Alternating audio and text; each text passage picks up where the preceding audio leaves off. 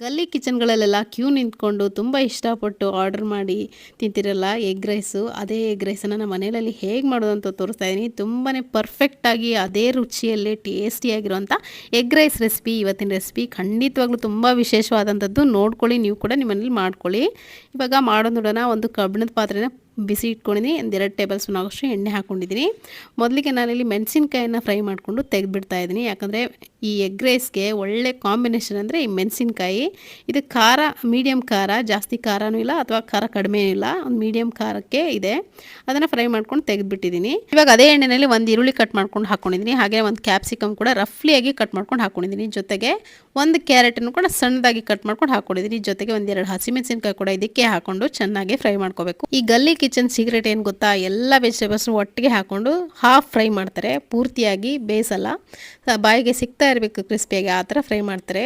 ಇದೇ ಮೆಥಡೇ ನಾನು ಇಲ್ಲಿ ನಿಮಗೆ ತೋರಿಸ್ತಾ ಇದ್ದೀನಿ. ನೀವು ಕೂಡ ನಿಮ್ಮಲ್ಲಿ ಇದೇ ಮೆಥಡಲ್ಲೇ ನೀವು ಕೂಡ ಟ್ರೈ ಮಾಡಿ, ತುಂಬ ಟೇಸ್ಟಿಯಾಗಿ ಬರುತ್ತೆ. ಇವಾಗ ಉಪ್ಪನ್ನು ಸೇರಿಸ್ಕೊಂಡಿದ್ದೀನಿ ಸ್ವಲ್ಪದಷ್ಟು ಫ್ರೈ ಮಾಡಿ.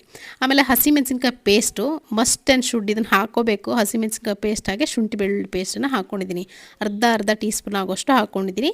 ಇಲ್ಲಿ ನಾನು ಮಾಡುವಂಥ ಕ್ವಾಂಟಿಟಿ ಏನಿದೆ ನೋಡಿ, ಇಬ್ಬರಿಗೆ ಸಾಕಾಗುತ್ತೆ, 2 ಪ್ಲೇಟ್ ಆಗುತ್ತೆ. ಹಾಗಾಗಿ ನಾನು ಸ್ವಲ್ಪನೇ ಹಾಕ್ಕೊಂಡಿದ್ದೀನಿ. ಇವಾಗ ಹಸಿಮೆಣಸಿನ್ಕಾಯಿ ಪೇಸ್ಟು ಮತ್ತು ಶುಂಠಿ ಬೆಳ್ಳುಳ್ಳಿ ಚೆನ್ನಾಗಿ ಫ್ರೈ ಆದಮೇಲೆ ಮೊಟ್ಟೆಯನ್ನು ಒಡೆದು ಹಾಕ್ಕೊಳ್ತಾ ಇದ್ದೀನಿ. 3 ಮೊಟ್ಟೆಯನ್ನು ಒಡೆದು ಹಾಕ್ಕೊಳ್ತಾ ಇದ್ದೀನಿ. ಯಾಕಂದರೆ ನಾನು ಮಾಡ್ತಿರೋಂಥ ಕ್ವಾಂಟಿಟಿ ಏನಿದೆ ನೋಡಿ, ರೈಸ್ದು ಒಂದು ಪ್ಲೇಟು ಫುಲ್ ಪ್ಲೇಟ್ ಅಂತಾರಲ್ಲ, ಒಂದು ಫುಲ್ ಪ್ಲೇಟ್ ಅಷ್ಟು ನಾನು ಮಾಡ್ಕೊಳ್ತಾ ಇದ್ದೀನಿ. ಒಂದು ಫುಲ್ ಪ್ಲೇಟಿಗೆ 3 ಮೊಟ್ಟೆ ಸಾಕಾಗುತ್ತೆ. ನಿಮಗೆ ಜಾಸ್ತಿ ಮೊಟ್ಟೆ ಅಂಶ ಬೇಕಂದರೆ 4 ಹಾಕೋಬೋದು, ಏನು ತೊಂದರೆ ಇಲ್ಲ.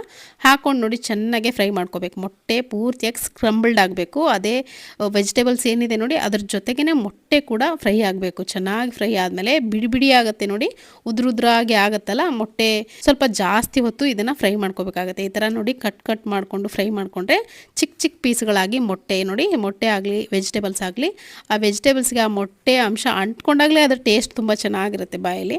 ಇವಾಗ ಡೈರೆಕ್ಟಾಗಿ ಮೊಟ್ಟೆ ಎಲ್ಲ ಫ್ರೈ ಆದಮೇಲೆ ಡೈರೆಕ್ಟಾಗಿ ರೈಸನ್ನು ಮಾಡಿಟ್ಕೊಂಡಂಥದ್ದು ಹಾಕ್ಕೊಂಡಿದ್ದೀನಿ, ಒಂದು ಬೌಲ್ ಆಗೋಷ್ಟು. ಇವಾಗ ಈ ಗಲ್ಲಿ ಕಿಚನ್ಗಳ ಸೀಕ್ರೆಟ್ ಏನಂತ ಹೇಳ್ತೀನಿ. ಈ ರೈಸ್ ಹಾಕಿದ್ಮೇಲೆ ಇದ್ರ ಮೇಲ್ಗಡೆ ಒಣ ಮಸಾಲೆಗಳನ್ನು ಹಾಕೋಬೇಕು. ಇವಾಗ ನೋಡಿ, 1 ಟೀ ಸ್ಪೂನ್ ಆಗೋಷ್ಟು ಪೆಪ್ಪರ್ ಪೌಡ್ರನ್ನ ಹಾಕ್ಕೊಳ್ತಾ ಇದ್ದೀನಿ, ನೋಡ್ತಿರ್ಬೋದು. ಅದಾದಮೇಲೆ ಒಂದು ಅರ್ಧ ಟೀ ಸ್ಪೂನ್ ಆಗೋಷ್ಟು ಜೀರಿಗೆ ಪುಡಿ, ಅರ್ಧ ಟೀ ಸ್ಪೂನ್ ಆಗೋಷ್ಟು ಧನಿಯಾ ಪುಡಿಯನ್ನು ಹಾಕ್ಕೊಳ್ತಾ ಇದ್ದೀನಿ. ಜೊತೆಗೆ 1 ಸ್ಪೂನ್ ಆಗೋಷ್ಟು ಗರಂ ಮಸಾಲ ಹಾಕ್ಕೊಳ್ತಾ ಇದ್ದೀನಿ. ಇದ್ರ ಜೊತೆಗೆ ಅಚ್ಚ ಖಾರದ ಪುಡಿ, ನಿಮಗೆ ಖಾರಕ್ಕೆ ಎಷ್ಟು ಬೇಕೋ ಅಷ್ಟು ಹಾಕೋಬೋದು. ನಾನಿಲ್ಲಿ 1 ಟೀ ಸ್ಪೂನ್ ಅಷ್ಟು ಹಾಕ್ಕೊಂಡಿದ್ದೀನಿ.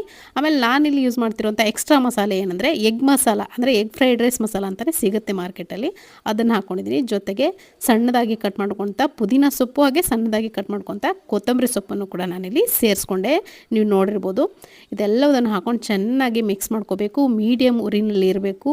ಅಷ್ಟೇ ಬಿಸಿಗೆ ನಾವು ಹಾಕಿರುವಂಥ ಒಣ ಮಸಾಲೆಗಳು ಚೆನ್ನಾಗಿ ಫ್ರೈ ಆಗುತ್ತೆ. ರೈಸ್ ಮೇಲ್ಗಡೆ ಒಂದು ಕೋಟಿಂಗ್ ಕೂಡ ಬರುತ್ತೆ ಮಸಾಲೆದು, ಅದೇ ಚೆನ್ನಾಗಿ ಫ್ರೈ ಆಗ್ತಾ ಹೋಗುತ್ತೆ. ಸುಮಾರು ಹೊತ್ತು ಈ ಥರ ಮಿಕ್ಸ್ ಮಾಡ್ಕೋಬೇಕು. ರೈಸನ್ನು ಮೀಡಿಯಮ್ ಉರಿನಲ್ಲಿ ಇಟ್ಕೊಂಡು ಅಥವಾ ಲೋ ಫ್ಲೇಮ್ನಲ್ಲಿ ಇಟ್ಕೊಂಡು ಚೆನ್ನಾಗಿ ಮಿಕ್ಸ್ ಮಾಡ್ಕೊಳ್ತಾ ನೋಡಿ, ಅದು ಒಂಥರ ಕೋಟಿಂಗ್ ಬರುತ್ತಲ್ಲ, ಅದೇ ನಿಮಗೆ ಈ ಗಲ್ಲಿ ಕಿಚನ್ಗಳೆಲ್ಲ ಟೇಸ್ಟ್ ಕೊಡುವಂಥದ್ದು ಅದೇ. ಗಲ್ಲಿ ಕಿಚನ್ಗಳಲ್ಲಿ ಕೆಲವೊಂದು ಕಡೆ ಅಜಿನೋಮೋಟೋನು ಹಾಕ್ತಾರೆ, ಬಟ್ ಅಜಿನೋಮೋಟೋ ಅದು ಒಳ್ಳೆಯದಲ್ಲ ಆರೋಗ್ಯಕ್ಕೆ, ಟೇಸ್ಟ್ಗೋಸ್ಕರ ಹಾಕೋದು. ನಾನಲ್ಲಿ ರುಚಿಗೆ ಎಷ್ಟು ಬೇಕಷ್ಟು ನೋಡಿಕೊಂಡು ಉಪ್ಪನ್ನು ಕೂಡ ಈ ಟೈಮಲ್ಲಿ ಸೇರಿಸ್ಕೊಂಡು ಮತ್ತೆ ಮಿಕ್ಸ್ ಮಾಡ್ಕೊಳ್ತಾ ಇದ್ದೀನಿ. ನೋಡಿ ಎಷ್ಟು ಚೆನ್ನಾಗಿದೆ, ನೋಡೋಕ್ಕೆ ಎಷ್ಟು ಚೆನ್ನಾಗಿದೆ, ತಿಂದರೆ ಏನಂದರೆ ಇನ್ನೂ ಸ್ವಲ್ಪ ಬೇಕು ಅಂತ ಅದು ಮುಗಿಯೋದೇ ಇಲ್ಲ, ಬೇಕು ಅನ್ನೋದು ಅಷ್ಟು ಚೆನ್ನಾಗಿರುತ್ತೆ. ಟೇಸ್ಟಿಯಾಗಿತ್ತು ಮಾತ್ರ. ಖಂಡಿತ ನೀವು ಕೂಡ ಇದೇ ಮೆಥಡನ್ನು ಫಾಲೋ ಮಾಡಿ, ಇದೇ ಇಂಗ್ರೀಡಿಯೆಂಟ್ಸ್ನ ಬಳಸ್ಕೊಂಡು ನೀವು ಕೂಡ ಇದೇ ಥರ ಮನೆಯಲ್ಲಿ ಹೆಲ್ದಿಯಾಗಿ ಮಾಡಿಕೊಂಡು ರುಚಿ ನೋಡಿ ಹೇಗಿತ್ತು ಅಂತ ಕಾಮೆಂಟ್ ಮುಖಾಂತರ ನನಗೆ ತಿಳಿಸೋದನ್ನು ಮಾತ್ರ ಮರಿಬೇಡಿ. ಇದರ ರುಚಿ ನೋಡಾದ್ಮೇಲೆ ನಿಮ್ಗೆ ಅನಿಸುತ್ತೆ ನಾವು ಕೂಡ ಯಾವುದೇ ಗಲ್ಲಿ ಕಿಚನ್ಗಳ ಮುಂದೆ ಹೋಗಿ ಕ್ಯೂ ನಿಲ್ಬಾರ್ದು, ಮನೆಯಲ್ಲಿ ಹೆಲ್ದಿಯಾಗಿ ಮಾಡಿಕೊಂಡು ಈ ಥರ ಊಟಗಳನ್ನ ಮಾಡಬೇಕು ಅಂತ ಅನಿಸುತ್ತೆ. ಖಂಡಿತವಾಗ್ಲೂ ನೀವು ಕೂಡ ನಿಮ್ಮಲ್ಲಿ ಮಾಡಿಕೊಂಡು ಹೇಗಿತ್ತು ಅಂತ ಅಭಿಪ್ರಾಯ ತಿಳಿಸಿ. ನಾನಿಲ್ಲಿ ಒಂದು ಬಾಳೆ ಎಲೆಯಲ್ಲಿ ಇದನ್ನು ಸರ್ವ್ ಮಾಡ್ಕೊಳ್ತಾ ಇದ್ದೀನಿ. ಖಂಡಿತವಾಗ್ಲೂ ಇದನ್ನು ನೋಡಾದ್ಮೇಲೆ ಮಾಡ್ಕೊಳ್ಳೇಬೇಕು. ಯಾರ್ಯಾರು ಮಾಡ್ಕೊಳ್ತಿದ್ದೀರಾ ಕಾಮೆಂಟ್ ಮುಖಾಂತರ ಇವಾಗಲೇ ತಿಳಿಸಿ. ಇವಾಗ ನೋಡಿ, ನಾನು ಕೂಡ ಬಾಳೆ ಎಲೆಯಲ್ಲಿ ಸರ್ವ್ ಮಾಡಿಕೊಂಡು ಮೇಲ್ಗಡೆ ಸಣ್ಣದಾಗಿ ಈರುಳ್ಳಿನ ಕಟ್ ಮಾಡ್ಕೊಂಡು ಹಾಕ್ಕೊಂಡಿದ್ದೀನಿ. ಹಾಗೆ ಒಂದು ನಿಂಬೆಹಣ್ಣಿನ ಪೀಸ್ ಇಟ್ಕೊಂಡು ಫ್ರೈ ಮಾಡ್ಕೊಂಡಂಥ ಹಸಿಮೆಣಸಿನ್ಕಾಯಿ ಇಟ್ಕೊಂಡಿದ್ದೀನಿ. ಸರ್ವ್ ಮಾಡ್ತಾಯಿದ್ರೆ ಇದನ್ನು ಮೇಲ್ಗಡೆ ಸ್ವಲ್ಪ ಕೊತ್ತಂಬರಿ ಸೊಪ್ಪು ಕೂಡ ಹಾಕ್ಕೊಂಡು ತಿಂತಾಯಿದ್ರೆ ಇದರ ರುಚಿನೇ ಬೇರೆ. ಸೊ ಖಂಡಿತವಾಗ್ಲೂ ಎಷ್ಟು ತಿಂದರೂ ಮತ್ತೆ ಇನ್ನೊಂದು ಸ್ವಲ್ಪ ತಿನ್ನಬೇಕು ಅಂತ ಅನ್ನಿಸ್ತಿರುತ್ತೆ, ಅಷ್ಟು ರುಚಿಯಾಗಿರುತ್ತೆ ಎಗ್ ರೈಸ್ ಲವರ್ಸ್ಗೋಸ್ಕರ ಇವತ್ತಿನ ಈ ರೆಸಿಪಿ ಏನಿದೆ ನೋಡಿ ಡೆಡಿಕೇಟ್ ಮಾಡ್ತಾಯಿದ್ದೀನಿ. ಕಮೆಂಟ್ ಮುಖಾಂತರ ತಿಳಿಸಿ ಯಾರ್ಯಾರಿಗೆ ಎಗ್ ರೈಸ್ ಇಷ್ಟ ಅಂತ. ಈ ರೈಸ್ನ ನೋಡ್ತಾ ಇದ್ರೆ ಇದು ಎಗ್ ರೈಸ್ ಇರ್ಬೋದು ಅಂತ ಅನ್ಕೊತಾ ಇದ್ದೀರಲ್ವಾ? ಖಂಡಿತ ಇದು ಎಗ್ ರೈಸ್ ಕೂಡ ಅಲ್ಲ, ಎಗ್ ಬಿರಿಯಾನಿ ಕೂಡ ಅಲ್ಲ. ಖಂಡಿತ ಈ ರೆಸಿಪಿ ನೋಡಾದ್ಮೇಲೆ ನೀವು ಕೂಡ ನೀವೆಲ್ಲ ಟ್ರೈ ಮಾಡಲೇಬೇಕು. ಬನ್ನಿ ಹಾಗಿದ್ರೆ ಇದು ಯಾವ ರೈಸ್ ಹೇಗೆ ಮಾಡೋದು ಅಂತ ನೋಡೋಣ. ನಾನಿಲ್ಲಿ ಇದನ್ನು ಮಾಡಲಿಕ್ಕೆ ಒಂದು 4 ಮೊಟ್ಟೆಯನ್ನು ತೊಗೊಂಡಿದ್ದೀನಿ. ಇವಾಗ ಮಾಡೋದು ನೋಡೋಣ. ಇದಕ್ಕೆ ಮೊದಲನೇದಾಗಿ ಮಸಾಲೆಯನ್ನು ರುಬ್ಕೊಂಬಿಡೋಣ. ಒಂದು ಬ್ಲೆಂಡರ್ ಜಾರ್ಗೆ 1 ಸ್ಪೂನ್ ಆಗೋಷ್ಟು ಧನಿಯಾ ಕಾಳು, ಒಂದು ಅರ್ಧ ಟೀ ಸ್ಪೂನ್ ಆಗೋಷ್ಟು ಪೆಪ್ಪರ್ ಕಾಳು, ಹಾಗೆ 1 ಇಂಚಿನಷ್ಟು ಚಕ್ಕೆ, 1-2 ಲವಂಗ, 1 ಏಲಕ್ಕಿ ಹಾಕ್ಕೊಂಡಿದ್ದೀನಿ.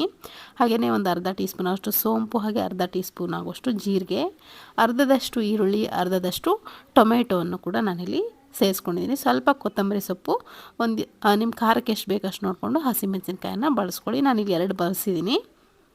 ಸೊ ಇವಾಗ ಇದನ್ನು ನುಣ್ಣಗೆ ರುಬ್ಕೊಂಡು ಬರಬೇಕು.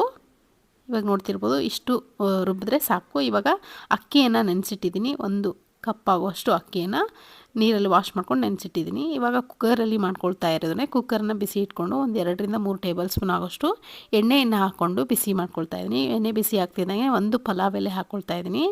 ಅರ್ಧದಷ್ಟು ಈರುಳ್ಳಿ ಕೂಡ ಮಿಕ್ಕಿತ್ತಲ್ಲ, ಅದನ್ನು ಕೂಡ ನಾನಿಲ್ಲಿ ಒಗ್ಗರಣೆಗೆ ಬಳಸ್ತಾ ಇದ್ದೀನಿ. ಈರುಳ್ಳಿ ಸ್ವಲ್ಪ ಹೊತ್ತು ಚೆನ್ನಾಗಿ ಫ್ರೈ ಮಾಡ್ಕೋಬೇಕು. ಸ್ವಲ್ಪ ಟ್ರಾನ್ಸ್ಪರೆಂಟ್ ಆದರೆ ಸಾಕು. ಇವಾಗ ನೋಡಿ, ಶುಂಠಿ ಬೆಳ್ಳುಳ್ಳಿ ಪೇಸ್ಟು ಫ್ರೆಶ್ ಆಗಿ ಮನೆಯಲ್ಲೇ ಮಾಡಿರುವಂಥದ್ದು 1 ಸ್ಪೂನ್ ಆಗೋಷ್ಟು ಹಾಕ್ಕೊಳ್ತಾ ಇದ್ದೀನಿ. ಶುಂಠಿ ಬೆಳ್ಳುಳ್ಳಿ ಪೇಸ್ಟ್ ನಿಮ್ಮ ಹತ್ರ ಅವೈಲೇಬಲ್ ಇಲ್ಲ ಅಂದರೆ ರುಬ್ಬೋದ್ರಲ್ಲಿ 1 ಗೆಡ್ಡೆ ಬೆಳ್ಳುಳ್ಳಿ, ಹಾಗೆಯೇ ಒಂದು ಅರ್ಧ ಇಂಚಿನಷ್ಟು ಶುಂಠಿ ಕೂಡ ಹಾಕ್ಕೊಂಡು ರುಬ್ಕೋಬೇಕಾಗತ್ತೆ ಮಸಾಲೆ ಜೊತೆಗೆ. ಇವಾಗ ಶುಂಠಿ ಬೆಳ್ಳುಳ್ಳಿ ಪೇಸ್ಟ್ನ ಚೆನ್ನಾಗಿ ಫ್ರೈ ಮಾಡಿಕೊಂಡು ಇದ್ರ ಜೊತೆಗೆ ನೋಡಿ ಅರ್ಧದಷ್ಟು ಟೊಮೆಟೊ ಏನು ಮಿಕ್ಕಿತ್ತಲ್ಲ, ಟೊಮೆಟೊ ಕೂಡ ಹಾಕ್ಕೊಂಡಿದ್ದೀನಿ. ಟೊಮೆಟೊ ಬೇಕಿದ್ರೆ ನೀವು ಜಾಸ್ತಿನೇ ಹಾಕೋಬೋದು, 2 ಟೊಮೆಟೊ ಕೂಡ ಹಾಕೋಬೋದು, ತುಂಬ ಟೇಸ್ಟಿಯಾಗಿ ಬರುತ್ತೆ. ಟೊಮೆಟೊ ಜೊತೆಗೆ ನಾನಲ್ಲಿ ಕಸೂರಿ ಮೇಥಿ ಕೂಡ ಹಾಕ್ಕೊಂಡೆ. 1 ಸ್ಪೂನ್ ಆಗೋಷ್ಟು ಕಸೂರಿ ಮೇಥಿ ಇದೇ ಟೈಮಲ್ಲಿ ಹಾಕ್ಕೊಂಡು ಫ್ರೈ ಮಾಡ್ಕೋಬೇಕು. ತುಂಬ ಟೇಸ್ಟಿಯಾಗಿ ಬರುತ್ತೆ ಕಸೂರಿ ಮೇಥಿ ಈ ಟೈಮಲ್ಲಿ ಹಾಕಿ ಚೆನ್ನಾಗಿ ಎಣ್ಣೆಯಲ್ಲಿ ಫ್ರೈ ಮಾಡೋದ್ರಿಂದ.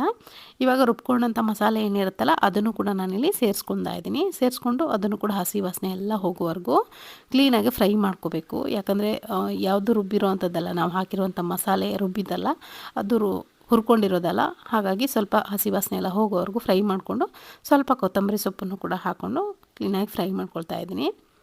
ಇವಾಗ ನೋಡ್ತಿರ್ಬೋದು, ಸಾಫ್ಟ್ ಆಗಿದೆ ಎಲ್ಲವೂ. ಸ್ವಲ್ಪ ನೀರು ಹಾಕ್ಕೊಂಡು ನೀವು ಫ್ರೈ ಮಾಡಿಕೊಂಡ್ರೆ ಬೇಗನೆ ಸಾಫ್ಟ್ ಆಗುತ್ತೆ. ಸ್ವಲ್ಪ 1-2 ಡ್ರಾಪ್ ಆಗೋಷ್ಟು ನೀರು ಹಾಕಿದೆ. ಹಾಗೆ ಉಪ್ಪು ಅರಿಶಿನ ಕೂಡ ನಾನಿಲ್ಲಿ ಸೇರಿಸ್ಕೊಂಡಿದ್ದೀನಿ. ರುಚಿಗೆ ಎಷ್ಟು ಬೇಕಷ್ಟು ನೋಡಿಕೊಂಡು ಉಪ್ಪನ್ನು ಇವಾಗಲೇ ಸೇರಿಸ್ಕೊಳ್ತಾ ಇದ್ದೀನಿ. ಇವಾಗ ನೋಡಿ, ಚೆನ್ನಾಗಿ ಮಸಾಲೆ ಎಲ್ಲ ಫ್ರೈ ಆದಮೇಲೆ ಎಣ್ಣೆ ಮೇಲ್ಗಡೆ ಬಿಟ್ಕೊಳ್ಳುತ್ತೆ. ಆ ಟೈಮಲ್ಲಿ ನಾನಿಲ್ಲಿ ಮೊಟ್ಟೆಯನ್ನು ಒಡೆದು ಹಾಕ್ಕೊಳ್ತಾ ಇದ್ದೀನಿ. ಇದಕ್ಕೆ ನಾನೇನು 4 ಮೊಟ್ಟೆ ಬಳಸಿದ್ದೀನ ಅದೆಲ್ಲವನ್ನು ಹಾಕ್ಕೊಳ್ತಾ ಇದ್ದೀನಿ. ಈಗ ನೋಡ್ತಿರ್ಬೋದು, ತುಂಬ ಟೇಸ್ಟಿಯಾಗಿರುತ್ತೆ.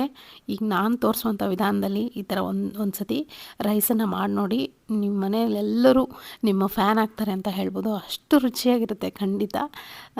ನೀವು ಕೂಡ ನಿಮ್ಮಲ್ಲಿ ಇದನ್ನು ನೋಡಾದ್ಮೇಲೆ ಮಾಡ್ಕೊಳ್ಳಿ. ಒಂಥರ ಡಿಫ್ರೆಂಟಾಗಿರುವಂಥ ರೈಸು, ಡಿಫ್ರೆಂಟಾಗಿರುವಂಥ ಟೇಸ್ಟು ನಿಮ್ಗೆ ತುಂಬ ಇಷ್ಟ ಆಗುತ್ತೆ. ಇವಾಗ ಎಗ್ನ ಹಾಕ್ಕೊಂಡಾದ್ಮೇಲೆ ಇದನ್ನು ಚೆನ್ನಾಗಿ ಮಿಕ್ಸ್ ಮಾಡ್ಕೊಳ್ತಾ ಫ್ರೈ ಮಾಡ್ಕೋಬೇಕು. ಪೂರ್ತಿ ಸ್ಕ್ರಂಬಲ್ಡ್ ಆಗಬೇಕು ಎಗ್ಗು. ಎಗ್ ಬುರ್ಜಿ ಮಾಡ್ತಿರಲ್ಲ ಆ ಥರ ಆಗಬೇಕು, ಎಗ್ ಬುರ್ಜಿ ಥರ ಆಗಬೇಕಿದು. ಇವಾಗ ಚೆನ್ನಾಗಿ ಫ್ರೈ ಮಾಡ್ಕೋಬೇಕು. ಲೋ ಮೀಡಿಯಮ್ ಫ್ಲೇಮ್ ಇಟ್ಕೊಂಡು ಸ್ವಲ್ಪ ಹೊತ್ತು, ಜಾಸ್ತಿ ಹೊತ್ತು ಫ್ರೈ ಮಾಡ್ಕೋಬೇಕು. ಯಾಕಂದರೆ ಹಸಿ ಉಳಿಬಾರ್ದಿದು. ಪೂರ್ತಿ ಎಗ್ ಏನಿದೆ ನೋಡಿ ಫ್ರೈ ಆಗಿ ಸ್ಕ್ರಂಬಲ್ಡ್ ಆಗಬೇಕು, ಉದ್ರುದ್ರಾಗಿ ಆಗಬೇಕು. ಅಲ್ಲಿವರೆಗೂ ನೀವು ಇಲ್ಲಿ ಈ ಥರ ಸ್ಪೂನಿಂದ ಕೈ ಬಿಡ್ದಂಗೆ ಫ್ರೈ ಮಾಡ್ಕೋಬೇಕು. ನೀವೇನಾದರೂ ಕೈ ಬಿಟ್ಟರೆ ತಳ ಹಿಡಿದು ಬಿಡುತ್ತೆ, ಸೀದೋಗ್ಬಿಡುತ್ತೆ. ಯಾಕಂದರೆ ಮೊಟ್ಟೆನ ಈ ಥರ ಹಾಕಾದ್ಮೇಲೆ ಕೈ ಬಿಡಬಾರ್ದು, ಚೆನ್ನಾಗಿ ಬೇಯಿಸ್ಕೋಬೇಕು. ಪೂರ್ತಿಯಾಗಿ ಫ್ರೈ ಆಗಿ ಅದರಿಂದ ಆಯಿಲ್ ರಿಲೀಸ್ ಆಗೋವರೆಗೂ ನೀವು ಇದನ್ನು ಫ್ರೈ ಮಾಡಬೇಕು ಸ್ವಲ್ಪ ಹೊತ್ತು. ಈಗ ನೋಡಿ ಎಷ್ಟು ಉದ್ರುದ್ರಾಗಿದೆ, ತಳ ಎಲ್ಲ ಬಿಟ್ಕೊಂಡಿದೆ. ಹಾಗೆ ಇದರಲ್ಲಿ ನಾವೇನು ಹಾಕಿದ್ವಲ್ಲ ಆಯಿಲೆಲ್ಲ ಬಿಟ್ಕೊಳ್ತಾ ಇದೆ. ಈ ಹಂತದಲ್ಲಿ ಎಲ್ಲ ಕರೆಕ್ಟಾಗಿ ಪರ್ಫೆಕ್ಟಾಗಿ ಬೆಂದಿದೆ ಅಂತ ಅರ್ಥ. ಈ ಟೈಮಲ್ಲಿ ನಾನಿಲ್ಲಿ 2 ಕಪ್ ಆಗೋಷ್ಟು ನೀರನ್ನು ಸೇರಿಸ್ಕೊತಾ ಇದ್ದೀನಿ. ಇದಕ್ಕೆ 1 ಕಪ್ ಆಗೋಷ್ಟು ರೈಸನ್ನು ನಾನು ಕ್ಲೀನಾಗಿ ವಾಶ್ ಮಾಡ್ಕೊಂಡು ಇಟ್ಕೊಂಡಿದ್ದೀನಿ. ನೆನೆಸಿ 2 ಕಪ್ ಆಗೋಷ್ಟು ನೀರನ್ನು ಸೇರಿಸ್ಕೊಂಡಿದ್ದೀನಿ. ಇದಕ್ಕೆ ನೀರನ್ನು ಹಾಕ್ಕೊಂಡು 1-2 ಕುದಿ ಚೆನ್ನಾಗಿ ಕುದಿಸ್ಕೋಬೇಕು. ನಾವು ಆಲ್ರೆಡಿ ಮೊಟ್ಟೆನ ಬೇಯಿಸಿರ್ತೀವಿ, ಆದರೂ ಕೂಡ 2 ಕುದಿ ಬರೋವರೆಗೂ ಇದನ್ನು ಕುದಿಸ್ಕೋಬೇಕು. ಇವಾಗ ನೋಡಿ, ಈ ಥರ ಚೆನ್ನಾಗಿ ಕುದಿ ಬರೋವಂಥ ಟೈಮಲ್ಲಿ ಇನ್ನೊಂದು ಸತಿ ಮಿಕ್ಸ್ ಮಾಡ್ಕೊಂಬಿಡಿ. ಮಿಕ್ಸ್ ಮಾಡಿಕೊಂಡು ಇಲ್ಲಿ ನಾವೇನು ಅಕ್ಕಿ ನೆನೆಸಿಟ್ಕೊಂಡಿದ್ವಲ್ಲ ಅದನ್ನು ಹಾಕೋಬೋದು. ಈ ಥರ ಕುದಿಸೋದ್ರಿಂದ ಯಾವುದೇ ಹಸಿ ಸ್ಮೆಲ್ ಇರುತ್ತಲ್ಲ ಮೊಟ್ಟೆದು, ಆ ಥರ ಹಸಿ ಸ್ಮೆಲ್ಲು ಬರೋದಿಲ್ಲ.